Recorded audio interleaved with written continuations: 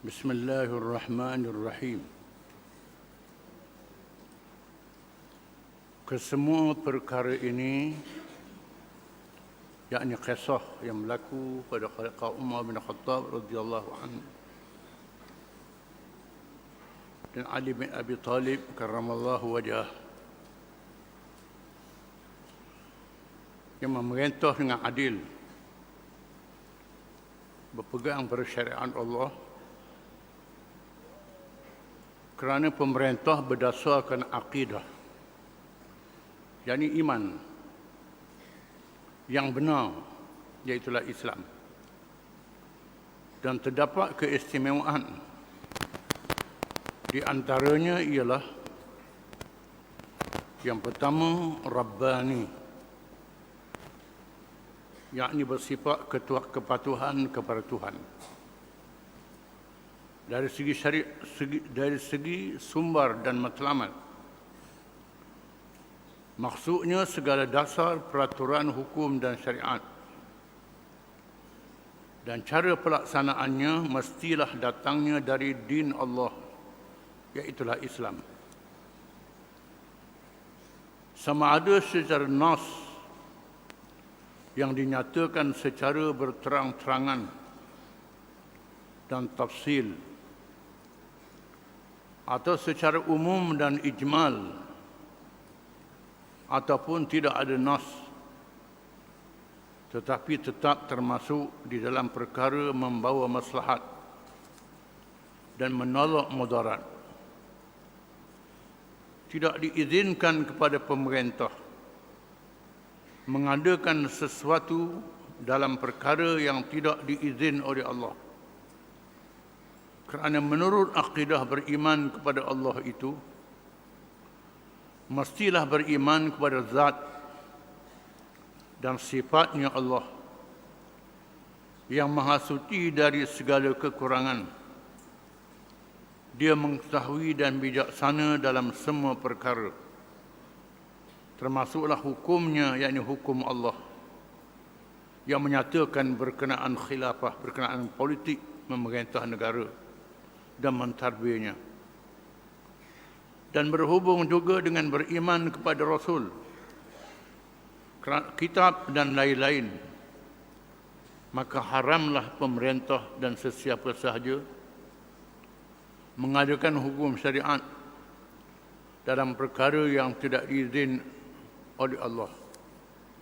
Firman Allah Ta'ala, "Ala ya'lamu man khalaqa wa huwa al-latiful khabir." Surah Al-Mulk ayat 14. Artinya, apakah yang mencipta itu, yakni Tuhan Allah Ta'ala yang menjadikan alam itu, tidak mengetahui, dan dia maha halus lagi maha mengetahui segala-galanya. Sifat yang pertama bagi kerajaan Islam ialah Rabbani, yakni bersifat kepatuhan kepada Tuhan, yang disebut dalam ilmu akidah tauhid rububiyah, yang disebut dalam surah Fatihah yang dibaca oleh orang Islam pada tiap-tiap rakaat sembahyang, Alhamdulillahi Rabbil Alamin. Segala puji bagi Allah. Allah ialah Tuhan satu-satunya yang bernama dan sifat yang layak baginya, yang wajib diabdikan diri kepadanya. Rabbil Alamin, dialah Tuhan yang menjadikan alam dan peraturan-peraturan bagi alam.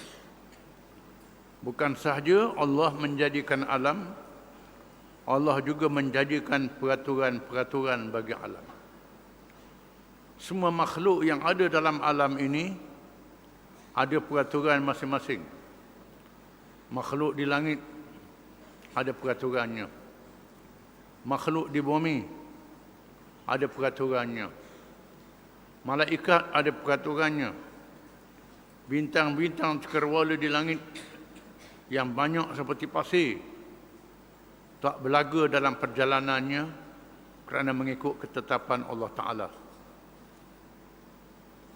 Langit yang besar berkali ganda berapa juta kali ganda dua bumi ini, patuh pada Allah Ta'ala. Malaikat, makhluk yang gaib, berada dalam alam rohani.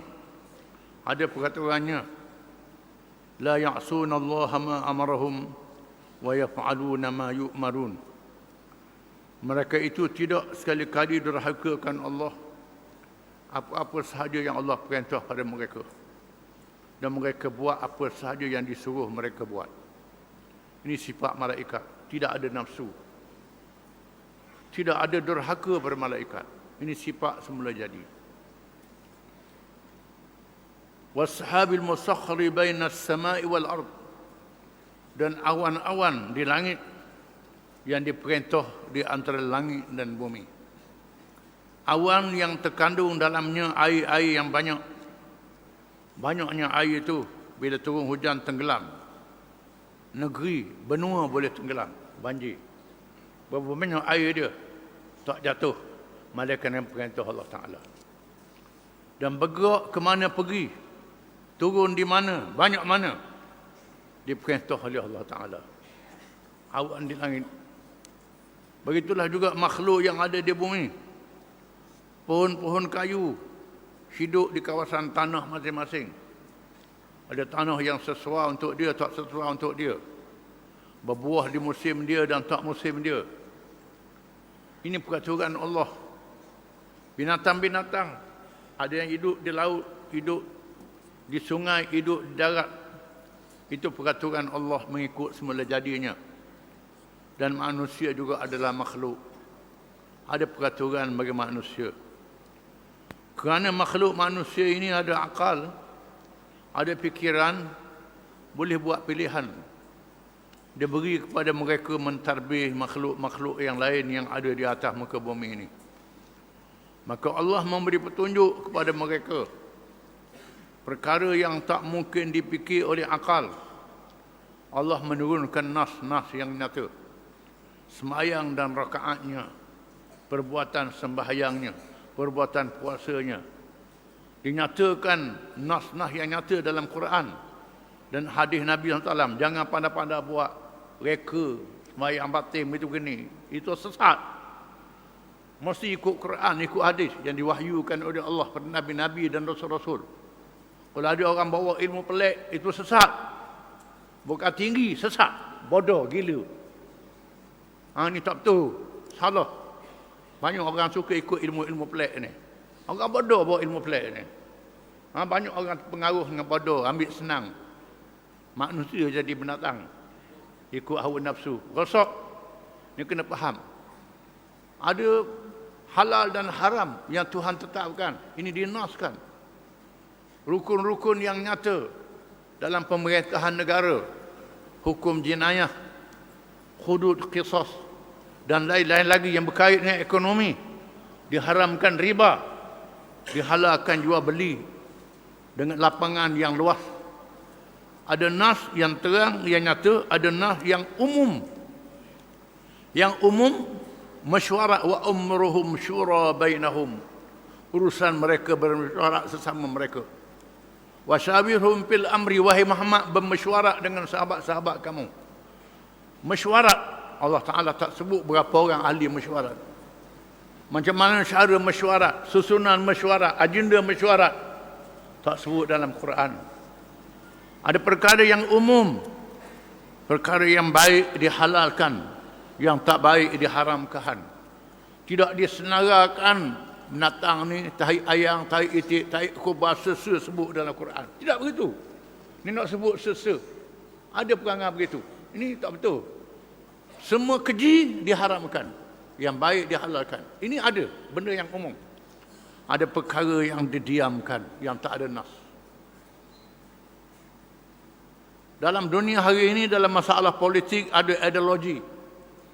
Ideologi ini ialah cara pemerintahan negara mengikut akal manusia. Itu ideologi. Demokrasi barat, ekonomi liberal, kapitalisme, komunisme, sosialisme. Ini ideologi. Teori rekaan manusia. Dan di sana kita orang Islam ada akidah, ada iman. Dalam negara ada akidah, ada iman, kepercayaan. Rabbani berkait dengan percaya pada Tuhan, percaya pada hari akhirat, pada Rasul, pada kitab, percaya. Dengan sebab itu, Khulafa Ar-Rasyidin. Sayyidina Abu Bakar bila dilantik menjadi pemerintah, sebaik saja dilantik jadi pemerintah, apa kata Abu Bakar? Ati'uni ma ata'tullah wa rasulah. Fa idza asaitullah wa rasulahu fala ta'ata li alaikum. Taat kepada aku selagi aku taat kepada Allah dan Rasul. Kalau aku tidak taat kepada Allah dan Rasul, jangan taat pada aku. Sayyidina Umar berucap, "Idza ra'aitum fiyya wajajan falyuqawwimhu." Bila kamu tengok aku terpesong, perbetulkan aku, kata Sayyidina Umar. Oleh kerana Abu Bakar, Umar, dua orang khalifah ni terlalu sibuk dengan urusan negara. Mereka tidak hafal ayat-ayat Quran, tak hafal Quran. Maka bila ada apa-apa masalah, dia cari dalam Quran. Dalam Quran. Cari dalam hadis. Kalau tak berjumpa, dia kumpul orang ramai di masjid ataupun pada hari Jumaat. Dia berucap pada orang ramai ada satu masalah. Adakah masalah ini mana-mana ayat Quran? Adakah kamu yang ingat ayat Quran? Di sana ada sahabat-sahabat yang hafal Quran. Khususnya sahabat yang muda-muda, yang tidak sibuk dengan peperangan, yang duduk mengaji. Ini hafal Quran, yang hafal Quran. Adakah kamu yang hafal mana-mana ayat Quran? Tak ada. Kalau tak ada, adakah kamu yang ingat mana-mana sabda Nabi dalam perkara ini? Dia tanya. Kalau tak ada, maka dia berijtihad. Berijtihad, yakni menggunakan akal, mengikut kaedah, mengambil yang manfaat, menolak yang mudarat. Ini khulafah, pemerintah Islam. Begitu. Bila Nabi nak hantar Mu'ad bin Jabal radhiyallahu anhu ke negeri Yaman, nak latih jadi gubernur Yaman, Nabi tanya Mu'ad, bima taqdi, dengan apa kamu nak hukum? Mu'ad kata, bi kitabillah, dengan kitab Allah. Kalau tak ada kitab Allah, bi sunnati Rasulillah, dengan sunnah Rasulullah. Kalau tak ada dalam sunnah Rasulullah, Mu'ad kata, ajtahidu wa la alu. Aku beristihad, saya beristihad dan saya tidak menyeleweng. Kata Mu'ad bin Jabal. Ini sifat pemerintahan Islam yang bersifat Rabbani, percaya pada Tuhan. Menerima hukuman Tuhan, perintah Tuhan, percaya pada dosa pahala, dan percaya ada perhitungan amal di hari akhirat. Firman Allah Ta'ala, am lahum syuraka syara'u lahum minad din ma lam ya'zam bihillah. Surah Asy-Syura ayat 21. Artinya, apakah mereka mempunyai sembahan-sembahan selain Allah ataupun yang lain daripada Allah, yang disembah itu mensyariatkan kepada mereka apa yang tidak diizinkan oleh Allah? Adakah di sana manusia pemimpin yang mengadakan undang-undang sendiri dalam perkara yang tidak diizinkan oleh Allah Ta'ala, mempunyai sekutu-sekutu yang lain daripada Allah? Dengan makna di sana ada hukum Allah yang Tuhan tetap. Jangan pakai hukum sendiri, hukum akal. Padri-padri dalam Kristian mereka hukum sendiri. Yang halal diharamkan, yang haram dihalalkan. Ahli-ahli parlimen dalam negara demokrasi barat mengikut pungutan suara. Siapa dia setuju arak halal, sila kat tangan. Ramai kat tangan setuju, jadi halal. Ini pakai suara ramai. Tidak boleh dalam perkara itu ditetapkan oleh Allah Ta'ala. Kecuali dalam perkara yang tidak ada nas, maka boleh menggunakan pungutan suara. Itu boleh. Kadang-kadang seorang pemimpin melihat hujah yang lebih kuat, maka dia ambil hujah yang lebih kuat. Hujah yang lebih kuat. Dipakai hujah yang lebih kuat. Mana lebih kuat, dipakai hujah lebih kuat. Macam Sayyidina Abu Bakar dalam beberapa masalah. dia pakai hujah yang paling kuat. Hujah yang paling kuat dia pakai. Walaupun orang ramai kata hujah begini, tapi dia melihat hujah ni lebih kuat. Walaupun seorang, dua, tiga orang beri pendapat. Yang lebih tajam akalnya dia pakai. Pandangan yang lebih tajam akalnya dalam perkara yang orang ramai tidak tahu. Ini cara yang ditunjuk, iaitu pemerintahan yang bersifat Rabbani. Adapun maksud dari segi matlamat ialah bahawa segala yang dilakukan itu kerana Allah. Kerana Allah, bukan kerana lain. Sehingga mengikatkan hubungan yang erat di antara hamba dengan Allah. Mengenalnya sepenuh ma'rifah. Ma'rifah makna mengenal. Kenal Allah Ta'ala dengan ilmu pengetahuan. Ada orang dia ma'rifah ni wasdat cakap yang ma'rifah. Hakikat ma'rifah. Apa makna? Tak tahu. Aku reti dah makrifat. Nak tahu apa? Pandai sebut je, makna tak tahu. Makna tak tahu. Makrifat ni makna pengetahuan. Dalam perkara Allah, pengetahuan tentang Allah Ta'ala, sifat-sifatnya. Yang disebut dalam Quran dan hadis Nabi SAW. Dan bertakwa, yakni patuh perintah Allah Ta'ala, meninggalkan larangannya kepadanya dengan sebenar-benar takwa. وَمَا كَانَ لِمُؤْمِنٍ وَلَا مُؤْمِنَةٍ إِذَا قَضَى اللَّهُ وَرَسُولُهُ أَمْرًا أَنْ يَكُونَ لَهُمُ الْخِيَرَةُ مِنْ أَمْرِهِمْ وَمَنْ يَعْصِ اللَّهَ وَرَسُولَهُ فَقَدْ ضَلَّ ضَلَالًا مُبِينًا. Surah Al-Ahzab ayat 36.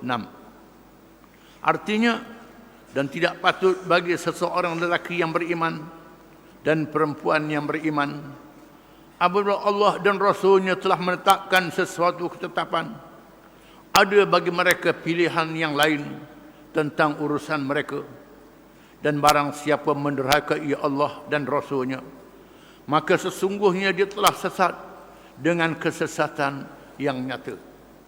Walaupun sebab nuzul ayat ini berkait dengan pribadi Nabi SAW yang sangat memalukan Nabi. Nabi sangat rasa malu. Tapi perintah Allah, iaitulah apabila Nabi mengahwinkan anak angkatnya Zaid bin Harithah dengan keluarga Zainab binti Jahsin radhiyallahu anhu. Allah Ta'ala takdirkan hubungan tidak baik antara Zaid dengan Zainab. Lalu Zaid menceraikan. Di mana oleh kerana Zaid ni anak angkat, sehingga orang sebut Zaid bin Muhammad. Tuhan turun ayat mengharamkan anak akak sebut biang ayah akak dia. Tidak boleh. Maka Allah Ta'ala jadikan Zaid bercerai dengan Zaid bin Jahsh, dan Allah Ta'ala perintah Nabi berkahwin dengan Zainab bin Jahsh untuk menyatakan bahawa menantu akaknya bukan anakmu, bukan menantu kepada anakmu. Maka Nabi berkahwin dengan rasa berat, dan Zainab berkahwin dengan rasa berat. Dan Zaid memang tak mahu beristeri dia. Maka Allah menurunkan ayat, tidak harus bagi seorang beriman lelaki dan perempuan, bila Allah Rasul menentukan suatu perkara, lalu dia menerima hukum yang lain. Ini pada diri Nabi. Tapi al-ibratu bi umumil lafzi la bi khususis sabab. Pengajaran diambil lafaz yang umum dan sebab yang khusus, dengan makna semua hukum-hukum Allah tidak ada pilihan bagi orang Islam, kecuali diizin oleh Allah Ta'ala dalam perkara darurat. Contohnya babi yang diharamkan, bila darurat dihalalkan kerana darurat. Faman ittara ghayra baghin wala 'adin fala isma alaih. Barang siapa dalam darurat, maka boleh makan daging babi, tidak haram padanya, mengikut qada yang patut. Ini dalam keadaan darurat. Benda yang haram dihalalkan darurat. Darurat mengikut qadanya. Allah Ta'ala kecualikan. Dalam perkara yang tidak ada pengecualian, tidak ada tolak ansur sekali-kali. Dan Nas ini firman Allah Subhanahu wa Ta'ala, "Fala wa rabbika la yu'minun hatta yuhakkimuka fima shajara bainahum thumma la yajidu fi anfusihim haraja mimma qadaita wa yusallimu taslima." Surah An-Nisa ayat 65. Artinya, maka demi Tuhanmu, pada hakikatnya mereka tidak beriman hingga mereka menjadikan kamu hakim terhadap perkara yang mereka perselisihkan. Kemudian mereka tidak merasa di dalam hati mereka sesuatu keberatan terhadap keputusan yang kamu berikan, dan mereka menerima dengan sepenuhnya. Di antara sifat orang beriman, menerima hukum Nabi SAW. Walaupun terhadap dirinya sendiri tidak ada syok, tidak ada ragu. Seorang sahabat yang benar-benar beriman pakai cuci mah depan Nabi. Nabi kata tu haram. Nabi pegang selepor cuci mah tu daripada jari dia. Ini tidak boleh. Nabi larang, haram. Ini neraka, haram. Nabi cabut cuci mah daripada jari dia. Nabi lepor dia tu. Dan dia senyap dak kata-kata. Bila Nabi berundur, lalu kawan dia kata, ambil mula. Ambil mula beri ke bini mu. Apa salahnya? Tak ambil. Aku tak ambil. Tak nak ambil. Nabi dah lempar. Tak ambil. Ini iman. Iman dalam diri dia. Begitu sekali walaupun boleh ambil. Ini kena warok. Ini warok sungguh. Ini warok. Pada ada apa dia ambil. Dia ambil cuci mah tu buat balik ke bini dia. Tak ada masalah. Tapi kena warok. Ini warok ni begitu. Bukan warok ni tunduk jalan. Capok piti terekam selalu. Tu bukan warok tu. Warok tunjuk korang dia. Ini siapa begitu sekali tidak menjual diri dengan dunia. Ini makna warok. Seorang sahabat begitu sekali. Seorang sahabat yang berkelahi, berbalah dalam masalah tanah. Lalu bercara depan Nabi. Nabi kata, aku hukum apa yang zahir. Aku dengar hujah dua pihak. Mana-mana yang kuat hujahnya, aku menangkan dia. Barang siapa yang salah, yang tak betul, dia menang dengan sebab hujah. Bukan dengan sebab dia betul, dengan sebab hujah dia, dengan sebab lawyer dia pandai. Dengan sebab hujah dia. Aku beri ke dia. Maka apa aku beri itu adalah api neraka yang dia makan, Nabi kata. Lalu sahabat dia kata, saya tak mahu, beri kawan saya lah. Hak ni kata, saya tak nak, beri kawan saya lah. Dua-dua dia tak nak belaka. Sampai begitu sekali. Beri dia, saya tak mahu. Beri dia, saya tak mahu. Ini warak, patuh. Nabi kata, suluh, damaikan antara dua ni. Damai antara dua ni. Maka didamaikan antara dua ni. Nabi sebut dalam hadis, ada seorang di kalangan umat sebelum aku jual tanah pada sahabat dia. Lalu sahabat dia beli tanah. Dia cakur-cakur tanah, ada payang mah. Payang mah. Payang ada mah di dalam. Lalu dia bawa payang tu pergi kat tuan tanah. Ni ambil ni mahmu. Tuan tu kata, aku jual dah tanah aku kan. Aku jual tanah aku. Sekali dengan payang dah. Dah aku beli tanah je, aku dah beli payang. Ambil payang kamu. Dah aku jual sini. Balah. Balah tak ambuh, bukan balah nak. Ini warak. Ini makna warak sungguh. Akhirnya hakim selesaikan. Mu ada anak tak? Ada anak lelaki, ada anak puang. Kahwin. Mu besar dua ni, berikan anak. Itu penyelesaian. Nabi sebut dalam hadis. Itu makna warak. Ada orang munafik bercara depan Nabi. Kalau dia tak betul. Kalau dia tak betul, dia tak puas hati. Tak puas hati dengan Nabi jadi hakim. Tak puas dengan hukum Allah Ta'ala. Dia mengaku dia Islam. Tak puas hati jumpa dengan Sayyidina Abu Bakar. Sayyidina Abu Bakar kata, Rasulullah dah putus dah kan? Aku tak boleh buat apa. Rasulullah dah putus kan? Dah putus dah. Akhirnya, dia mau Sayyidina Umar.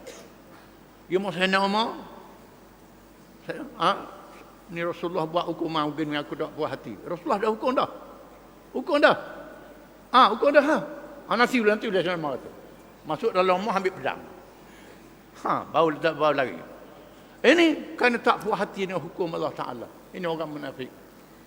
Di mana mereka yang beriman puas hati dengan hukum Allah dan Rasul. Walau kena atas diri dia sendiri. Dalam satu riwayat, Sayyidina Umar membaca khutbah, menyampaikan ucapan.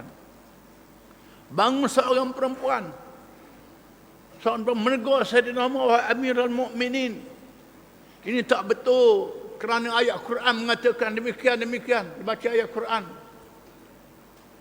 Lalu Sayyidina Umar kata, asabatil mar'ah wa akhta Umar. Perempuan betul, Umar salah, kata Sayyidina Umar. Perempuan tak betul, Umar salah. Ini pemerintah yang bersifat Rabbani, ketuhanan. Yang kedua, keadilan ilahi yang mutlak.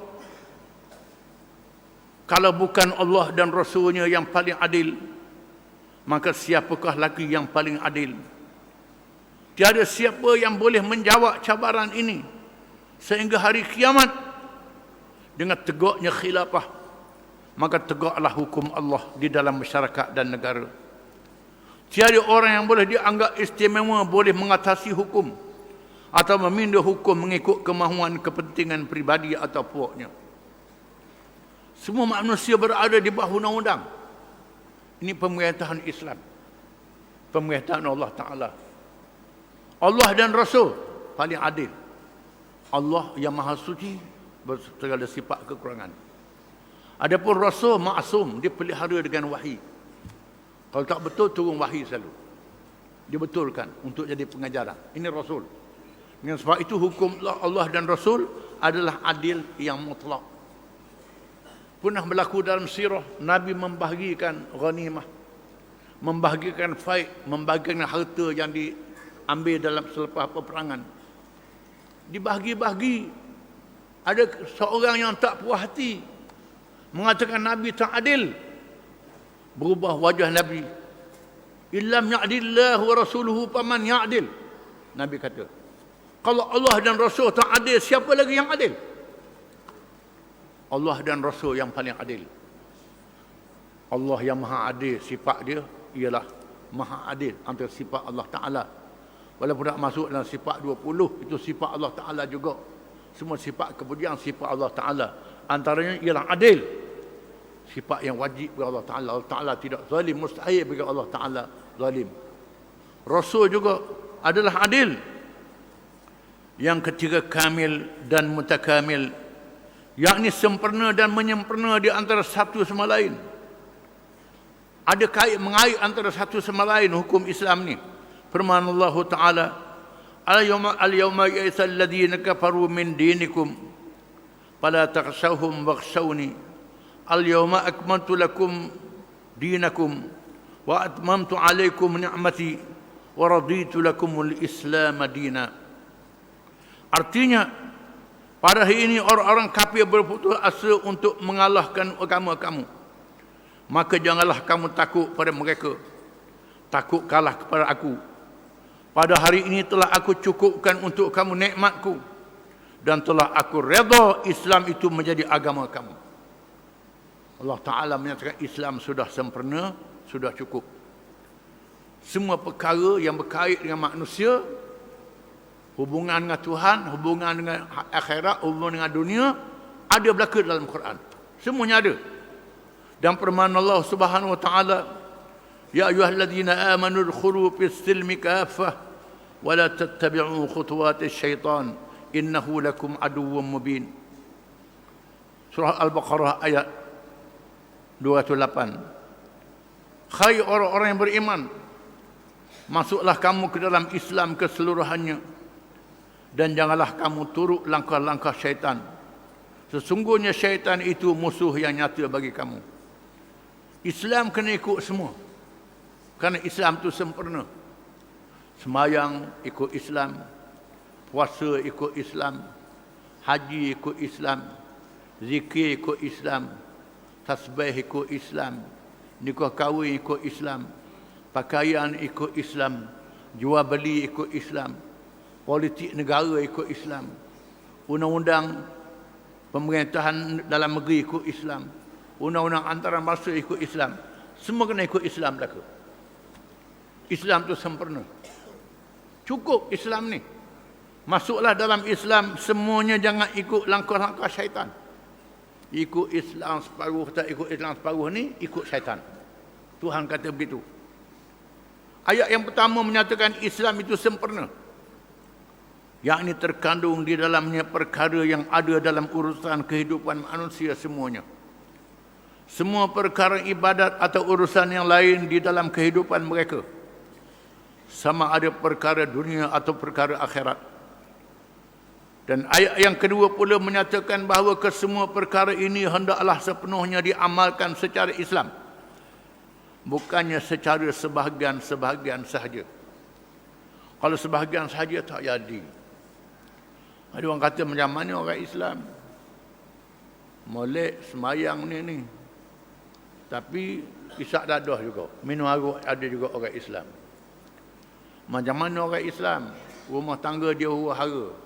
Dalam Islam ada pemerintahan yang berkait dengan rumah tangga. Macam mana orang Islam menipu, macam mana? Ini kerana tak ikut Islam semuanya, jadi celaru. Kalau kita tak ikut Islam semuanya, macam kita pakai kasut sebelah lah. Pakai kasut dah cukup, kasut sebelah. Mesti pakai sepasang. Ini Islam. Ruh dengan jasad tak boleh berpisah. Tangan dengan jasad tak boleh berpisah. Mesti semua sekali. Kerana ianya kait mengait di antara satu sama lain. Ibadah akan terganggu kalau perkara ini tidak mengikut ajaran Islam.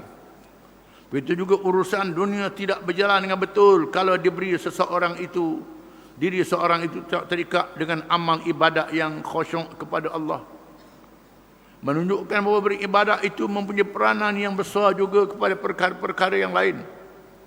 Bahkan segala bahan yang diambil dari makhluk yang lain tidak betul memenuhi keperluan manusia sekiranya tidak menurut perintah-perintah Islam dan larangannya. Dan sebab itulah kita nak ambil barang ada jual beli, ada pinjam meminjam mengikut hukum Islam. Nak guna barang pakaian ada hukum Islam, makanan ada hukum Islam. Bukan saja pada diri, termasuk hubungan kita dengan makhluk-makhluk yang lain ada hukum Islam. Dan urusan melaksanakan Islam menyeluruh itu mestilah dikendalikan oleh kuasa pemerintah yang beriman. Supaya orang Islam ni ikut Islam semua, mesti ada kerajaan Islam yang menguasakan hukum Islam itu. Kalau tak ada kerajaan Islam, orang Islam jadi celaru. Kerajaan Islam, kerajaan melaksanakan Islam, bukan kerajaan saja. Kerajaan melaksanakan Islam. Sayyidina Uthman kata, Inna Allah yaz'u bis sultan ma la yaz'u bil Quran. Allah Ta'ala mencabut sesuatu perkara dengan sultan, dengan kuasa pemerintahan, apa yang tak dicabut oleh Quran. Di sana ada perkara yang tak ada dalam Quran, pemerintah yang melaksanakannya. Ini kata-kata Sayyidina Uthman. Menyebutkan kena ada pemerintah yang mengendalikan urusan, mengawasi pelaksanaan di kalangan semua peringkat umat Islam dan menegakkan Islam pada seluruh manusia. Firman Allah Subhanahu wa taala, alladzina immakkannahum fil ard aqamus salah wa atawuz zakah wa amaru bil ma'ruf wa nahaw 'anil munkar walillahi 'aqibatul umur. Suratul Hajj ayat 41. Artinya orang-orang yang jika kami teguhkan kedudukan mereka di muka bumi, berkuasa memerintah, orang jadi pemerintah, yang jadi kerajaan, jadi pemimpin, memerintah negara, mereka mendirikan semayang, mesti orang tu semayang. Orang yang ada hubungan dengan Tuhan, barulah boleh merintah Islam sungguh. Menunaikan zakat, melaksanakan ekonomi yang adil. Tu'khadu min aghniyaihim wa turaddu ila fuqaraihim. Diambil pada mereka yang berada, diagih pada mereka yang tidak berada. Ekonomi yang adil. Menyuruh kepada ma'ruf, yakni negara berkebajikan, kebajikan dunia dan akhirat. Dan mencegah kemungkaran, kehebatan undang-undang. Undang-undang Islam dilaksanakan, menghukum mereka yang melanggar undang-undang. Ini kena ada, dan kepada Allah kembali segala urusan. Semua perkara ini akan dibawa pada hari kiamat, dibicarakan di hadapan Allah. Yang memimpin, yang menyokong pemimpin, yang setuju dengan pemimpin, tak setuju dengan pemimpin, semua akan dibicarakan pada hari kiamat kelak.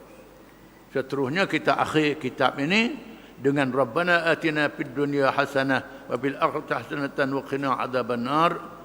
Wahai Tuhan kami, kurnia pada kami dunia baik dan akhirat baik, dan peliharalah kami azab neraka. Wallahu a'lam.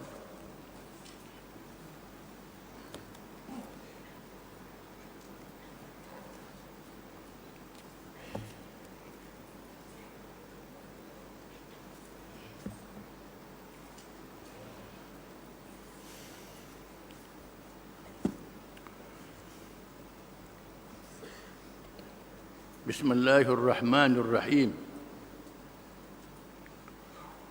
Memilih utusan. Kemudian Rasulullah SAW membuat keputusan untuk menghantar utusan ke Mekah. Oleh Nabi yang sudah pakai ihram, dengan sahabat-sahabat dia dihalang oleh tentera musyrikin daripada masuk Mekah.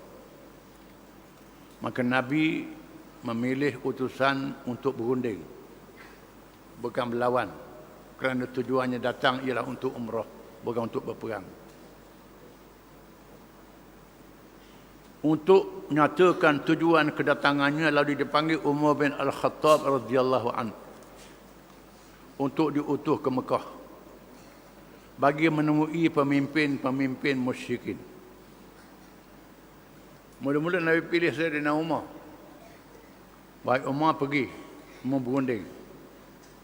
Tiba-tiba Umar mengundurkan diri dengan menegaskan, wahai Rasulullah, sebenarnya tidak ada seorang pun di kalangan Bani Ka'ab yang berada di Mekah itu bersedia untuk marah kalau saya dilakukan sesuatu yang tidak baik.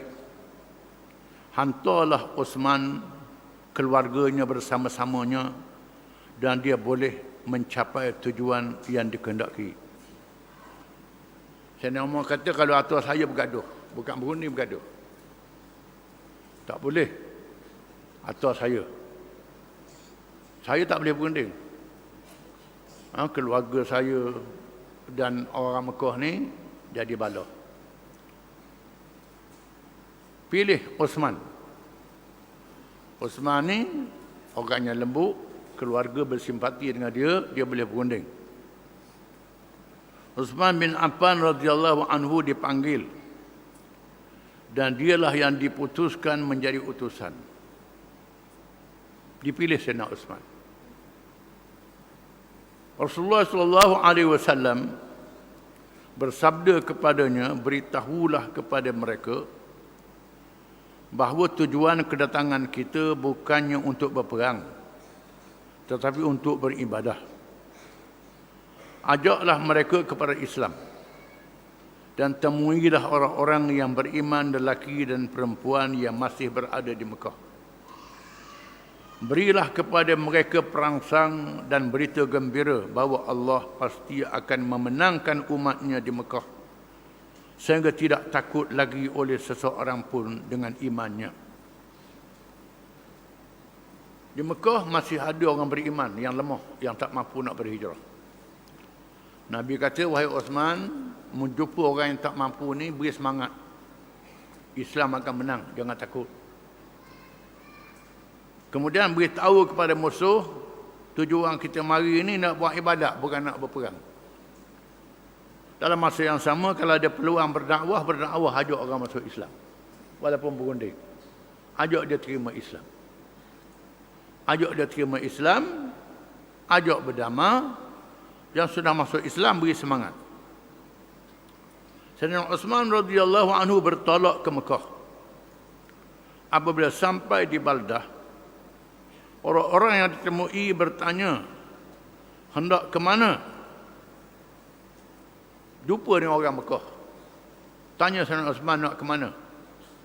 Dia menjawab, Rasulullah SAW mengutuskan aku untuk menyampaikan tujuan kedatangan kami. Sayyidina Uthman apa ceritalah, aku dihantar untuk berunding. Sayyidina Uthman radhiyallahu anhu disambut oleh Abban bin Sa'id bin Al-As dengan dia meletakkan pelana di atas kudanya dan mempersilakan Uthman menunggang dan mengiringinya sampai ke Mekah, kerana dia keluarga Uthman. Dia sediakan kuda dan dia pimpin kuda Sayyidina Uthman masuk ke Mekah. dijaga keselamatannya. Lalu dia menyampaikan tujuannya kepada pemimpin-pemimpin Quraisy. Beritahu tujuan kedatangan pemimpin Quraisy. Yang paling besar sekali masa itu Abu Sufyan. Abu Jahal sudah mati dibunuh dalam perang Badar. Mereka mempersilakan Uthman tawaf di Mekah. Kerana adat orang pergi Mekah ni di zaman jahiliyah pun bila masuk Mekah tawaf kudum. Orang jahiliyah pun begitu. Walaupun dia kafir. Masuk Mekah tawaf dulu. Dipersila Uthman tawaf. Ini syariat Ibrahim AS. Walaupun sembah berhala tapi tawaf. Ini perangai jahiliyah. Mereka benar Sayyidina Uthman tawaf. Tapi Uthman menjawab, aku tidak mahu tawaf sehingga Rasulullah SAW tawaf terlebih dahulu, kata Sayyidina Uthman. Aku tak mahu tawaf sehingga Nabi dia benar masuk. Dan aku tak boleh tawaf sebelum Nabi SAW, kata Uthman. Tersebarnya berita Uthman radhiyallahu anhu dibunuh. Uthman berada dalam masa yang panjang kerana perbincangan yang belum mendapat apa-apa keputusan. Tiba-tiba Sayyidina Uthman lambat balik. Kerana lama berunding. Tak ada keputusan. Tetapi kelambatan pulangnya Sayyidina Uthman radhiyallahu anhu sangat membimbangkan para sahabat tentang keselamatannya. Apakah yang dilakukan oleh musyrikin Mekah terhadapnya? Tak tahu. Sehingga tersebarnya berita bahawa Uthman telah dibunuh. Tersebar berita angin. Berita angin. Bukan berita sungguh. Sayyidina Uthman dibunuh. Apabila berita itu sampai kepada Rasulullah SAW, baginda SAW bersabda, kita tidak akan pulang sehingga kita menentang mereka, kata Nabi. Sekarang kita berperang. Uthman sudah dibunuh. Kemudian Rasulullah SAW mengajak para sahabat supaya berbai'ah. Berbai'ah. Yang berjanji setia menjual diri, nyawa untuk berperang. Tidak berundur di medan perang. Dan ada pula beberapa orang yang berbai'ah untuk mati. Ada beberapa orang sahabat bukan berbai'ah untuk tak undur, untuk mati. Bersedia untuk mati. Orang yang pertama berbai'ah ialah Abu Sinan Al-Asadi radhiyallahu anhu dan Salamah bin Al-Aqwa radhiyallahu anhu berbai'ah untuk mati sebanyak 3 kali pada peringkat pertama, pertengahan dan akhir. 3 kali bai'ah bersedia untuk mati. 2 orang sahabat ni. Bai'ah sungguh ni, bersedia untuk mati, sanggup mati, tak undur. Rasulullah SAW memegang tangannya sendiri dan bersabda, inilah dia tangan Uthman. Setelah selesai berbai'ah, tiba-tiba Sayyidina Uthman datang dan dia juga menyertai bai'ah itu. Lepas tu congak-congak Sayyidina Uthman, siapa? Sayyidina Uthman berbai'ah sama. Sehingga tidak ada seorang pun yang tertinggal malaikat seorang munafik bernama Jad bin Qis di mana dia tidak menyertai bai'ah itu. Mereka di mana orang munafik ni nusuk di belakang unta, tak bai'ah. Tapi orang tahu dia tidak bai'ah, ada seorang.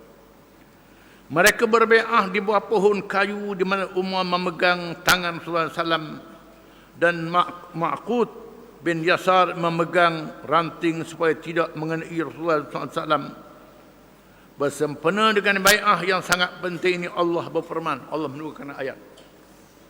Laqad radiyallahu 'anil mu'minina idh yubay'unaka tahta asy-syajarah fa'alima ma fi qulubihim fa'anzala as-sakinata 'alaihim wa asabahum fathan qariba. Surah Al-Fatah ayat 18. Sesungguhnya Allah telah redha terhadap orang mukmin ketika mereka berbai'ah berjanji setia kepada kamu di bawah pohon. Maka Allah mengetahui apa yang ada di dalam hati mereka, lalu menurunkan ketenangan atas mereka dan memberi balas kepada mereka kemenangan yang dekat waktunya. Allah menjanjikan kemenangan akan berlaku. Tak tahu bila kemenangan akan berlaku. Sabit di dalam hadisnya yang sahih bahawa Rasulullah SAW telah bersabda, la yadkhulun nar ahadun baya'a tahta syajarah. Nabi kata, tidak masuk neraka seorang pun orang yang telah berbai'ah di bawah pokok. Nabi kata. Bermakna 1000 lebih yang berbai'ah ini ahli syurga. Nabi jamin masuk syurga orang ni. Jaminan daripada Allah Ta'ala. Ini bukan sembarangan. Jumlah mereka lebih daripada 1400 orang. Sahabat radhiyallahu anhum. Dikenali dengan mereka yang berbai'ah di bawah pokok di Hudaybiyah. Mereka ni radhiyallahu anhum yang Allah Ta'ala jamin syurga. Kerana mereka buat dosa, mereka buat salah, diampun oleh Allah Ta'ala. Yang sebab itu tak boleh mengkafirkan sahabat-sahabat. Tak boleh merendah-rendahkan mereka. Walaupun ada kalangan mereka yang buat maksiat, yang buat dosa, tetapi tak boleh merendahkan mereka. Kerana mereka redha oleh Allah Ta'ala. Mereka yang pertama mendukung Islam. Dosa-dosa mereka diampun oleh Allah Ta'ala. Wallahu a'lam.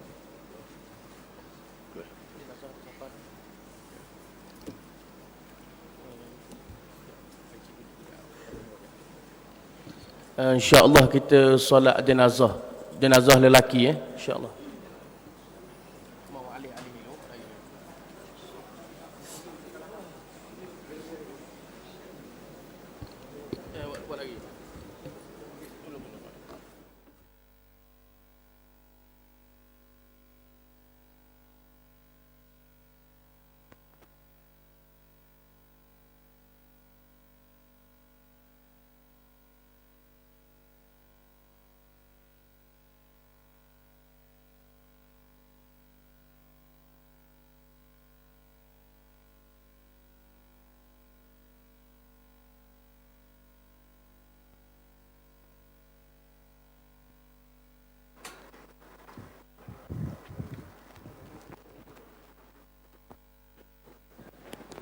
Assalamualaikum.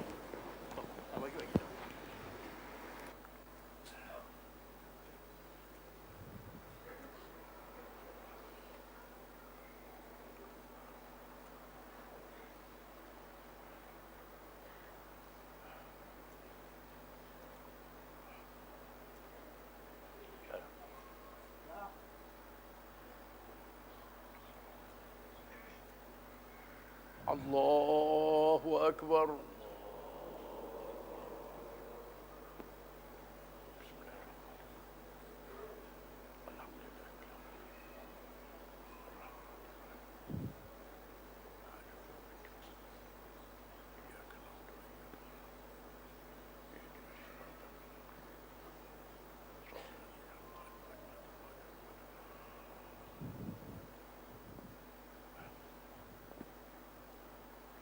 Allahu Akbar.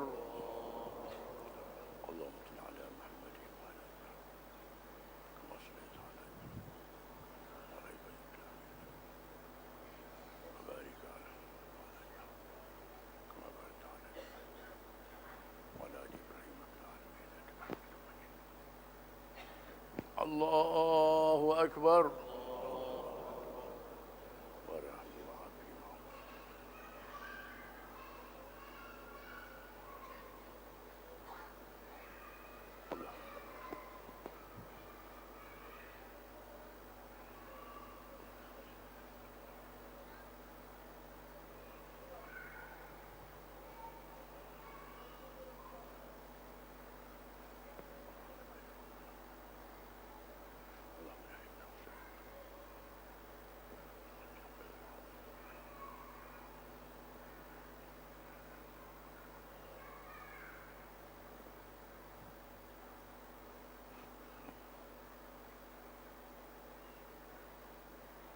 Allahu Akbar.